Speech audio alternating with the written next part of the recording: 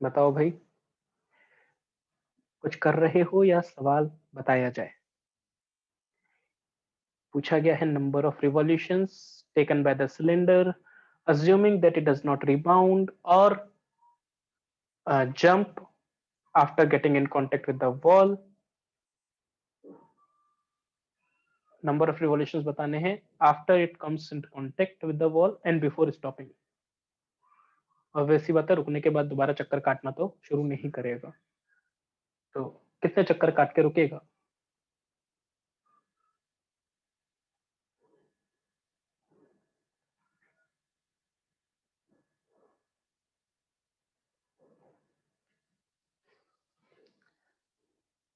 बताया जाए या कर रहे हो?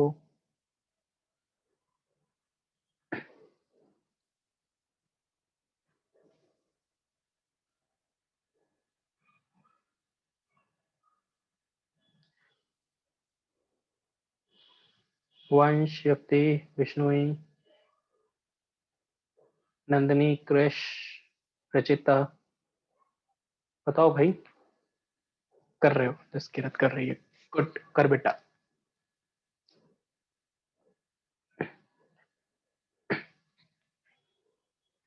एक minute, we are trying. Trying मतलब क्वेश्चन सॉल्व करने का ट्राई, समझने का? सॉल्व करने का, अच्छा फिर ठीक है, करो। फ्रिक्शन की डायरेक्शन बताओ। दीवार की वजह से सिलेंडर पे लगने वाला फ्रिक्शन ऊपर या नीचे?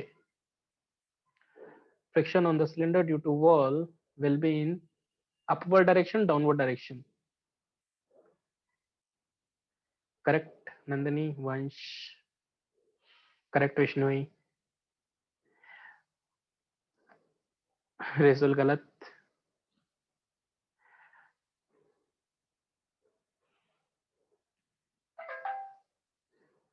अच्छा ये बताओ, फ्रिक्शन की direction on the cylinder due to the floor. Direction of friction on the cylinder due to floor, left और राइट, ईस्ट या वेस्ट?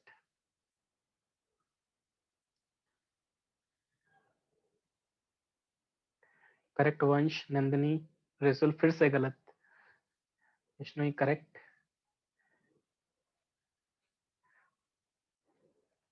करेक्ट जसकिरत। देखो, करते हैं सॉल्व, ट्राई करते हैं क्या हो रहा है, देखते हैं। ओमेगा नॉट से घूम रहा था, कोई बात नहीं, बढ़िया शानदार है ना। हम क्या कर रहे हैं भाई? देखो ये घूम तो रहा है ऐसे, तो इस पॉइंट की, लेट्स से ए पॉइंट की वेलोसिटी कहां होगी?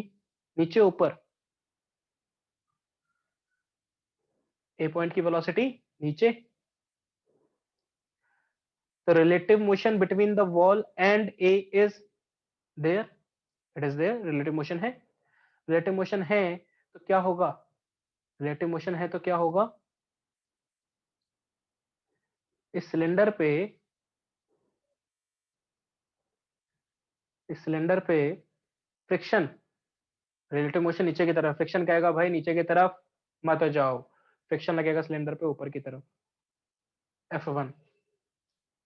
ये F1 होगा कितना? क्योंकि स्लिपिंग हो रही है, तो कैसा फ्रिक्शन है ये? काइनेटिक फ्रिक्शन है। नॉर्मल रिएक्शन लगेगा ऐसे, N1। फ्रिक्शन की वैल्यू कितनी? Mu into N1। Normal reaction from the wall लगेगा ही लगेगा। करेक्ट। इक्वेशन लिख लेंगे अभी हम, ठीक। चलो फ्लोर की बात करें। बी पॉइंट, बी पॉइंट क्योंकि ये घूम रहा है ऐसे, तो बी पॉइंट जा रहा है पीछे। फ्रिक्शन कहेगा भाई पीछे मत जाओ, रिलेटिव मोशन खत्म करो। रिलेटिव मोशन खत्म करने के लिए फ्रिक्शन कहां लगेगा? बी पर, बॉटम मोस्ट पॉइंट पर, towards the west side, F2। ये लगेगा किस वजह से? N2 की वजह से। और सेंटर पे क्या लग रहा है नीचे की तरफ? Mg। सेंटर पे नीचे की तरफ mg। क्या और कोई फोर्स लगाना बाकी रह गया? कोई और फोर्स नहीं है, बढ़िया। इसका इनिशियल ओमेगा इधर, अल्फा की direction clockwise anti clockwise, alpha alpha alpha, alpha की डायरेक्शन क्लॉकवाइज। एक बार मुझे अल्फा पता चल गया। अच्छा, मुझे ये बताओ, ये F1 एंड F2 ये कांस्टेंट हैं या वेरिएबल हैं?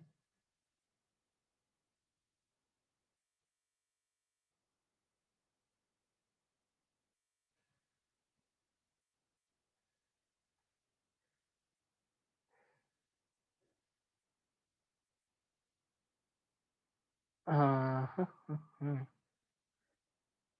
बेटा F1 और F2 कैसे, काइनेटिक फ्रिक्शन है या स्टैटिक फ्रिक्शन है? ये काइनेटिक है या स्टैटिक? नंदिनी क्या बात कर रही है बेटा? रिलेटिव मोशन हो रहा है, तो काइनेटिक स्टैटिक? काइनेटिक। काइनेटिक तो कांस्टेंट रहता है।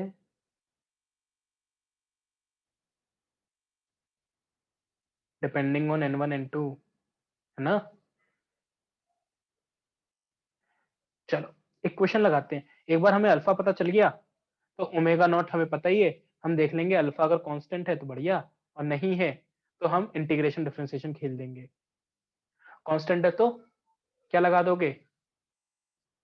Theta is equal to s equal to u t plus half a t square, theta equal to omega final that is 0 minus half alpha t square, या फिर v square minus u square, omega final square equal to omega initial square plus 2 a s alpha theta, अगर constant हुआ alpha तो। Correct. ये तो हम बाद में लगा ही सकते हैं, ये तो हमें आता है, तो बचपन में किया था। अभी देखते हैं इक्वेशंस, अभी देखते हैं इक्वेशंस। तो ट्राई करते हैं ट्रांसलेशन और रोटेशन। यहाँ पे कंस्ट्रेंट तो आएगा नहीं कुछ, कंस्ट्रेंट तो कुछ है नहीं, है ना? चल तो रहा ही नहीं है। तो ट्रांसलेशन, ट्रांसलेशन की इक्वेशन देखो वर्टिकल में, वर्टिकल में F1 plus N2 equal to mg। ऊपर की तरफ कोई एक्सेलरेशन नहीं है, एक्सेलरेशन कुछ भी नहीं है भाई। अच्छा हॉरिजॉन्टल में, हॉरिजॉन्टल में क्या लगेगी equation? N1 equal to F2,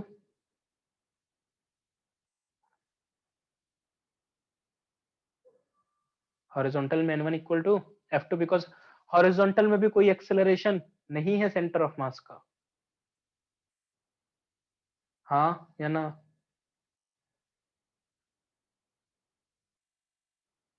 okay. और देखो F2 is equal to mu into N2, friction होता ही ऐसा है, और F1 is equal to mu into N1। 1 2 3 4, ठीक है। वेरिएबल्स कौन कौन से हैं? F1 F2 N1 N2 alpha. ओ, एक बचा है अभी, वो किससे आएगा? रोटेशन से। किस पॉइंट पे बैठकर? सेंटर ऑफ मास पे बैठकर। एक मिनट, एक मिनट, जरूरी है कि सेंटर ऑफ मास पे बैठो? जरूरी है कि सेंटर ऑफ मास के बोट लगाया जाए?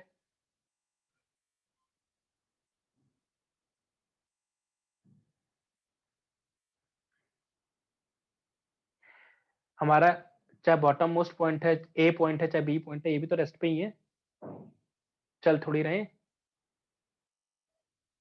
सर चल तो रहे हैं सर, घूम रहे हैं, ठीक है, मत लगाओ। रोटेशन सेंटर ऑफ मास के अबाउट ही लगा देते हैं, कोई बात नहीं, सेंटर ऑफ मास के अबाउट ही लगा देते हैं, कोई बात नहीं, है ना, फोर्सेस वैसे भी हमारे पास आएंगे उतने। तो सेंटर ऑफ मास के about, torque about centre of मास क्या होगा, आर क्रॉस एफ, N1 का 0, mg का 0, N2 का 0, F1 का कितना, F1 into R, clockwise anti clockwise, clockwise anti clockwise, clockwise plus F2R, F2R clockwise anti clockwise,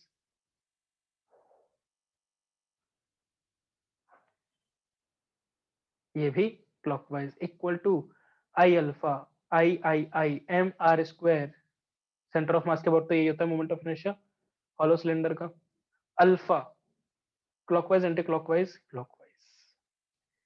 ये आ गई आपकी फिफ्थ इक्वेशन। क्या 5 इक्वेशन से 5 वेरिएबल आ जाएंगे?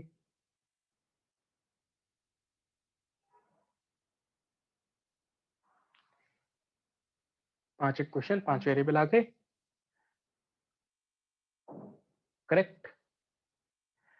और सारे के सारे देखो कांस्टेंट आएंगे, इसमें कोई भी टाइम या ओमेगा पे डिपेंड नहीं कर रहा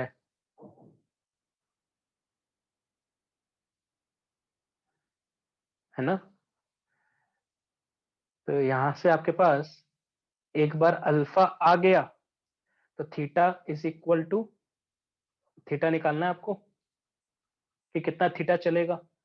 तो ओमेगा फाइनल स्क्वायर, हमने क्या लगाया, omega final square equal to omega initial square plus 2 alpha delta theta 0 is equal to omega naught square plus 2 alpha delta theta, delta theta आ गया यहाँ से, और आंसर क्या हो जाएगा फिर, नंबर ऑफ रिवॉल्यूशंस,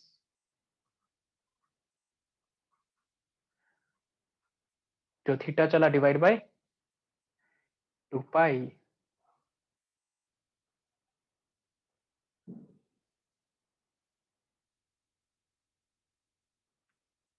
ये तो आसान था।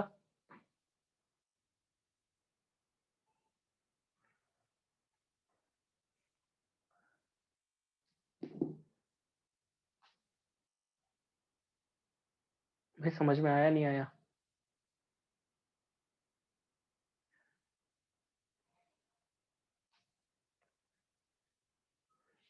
गुड।